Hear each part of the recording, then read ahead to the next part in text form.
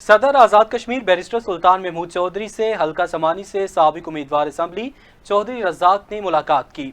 चौधरी रज़ाक ने सदर रियासत को समानी सेक्टर में लाइन ऑफ कंट्रोल की ताज़ा तरीन सूरत हाल से आगाह किया।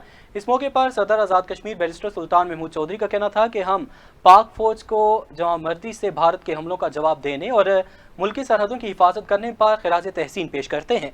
सदर ने कहा कि पाक अफवाज ने भारत को बड़े पैमाने पर नुकसान पहुंचाया है, जिससे भारत का गरूर खाक में मिल गया।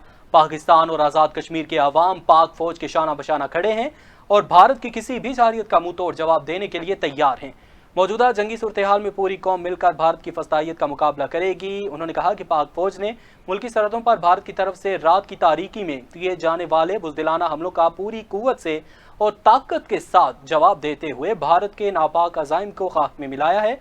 सदर आज़ाद कश्मीर का कहना था कि भारतीय फस्तायत का इंसानी हुकूक के आलमी इदारों और बैनुल-अक़वामी बरादरी को नोटिस लेना चाहिए और भारत को सिविल आबादी पर बमबारी करने और जंगी जारहियत से बाज रखने के लिए इंटरनेशनल कम्युनिटी को अपना किरदार अदा करना चाहिए।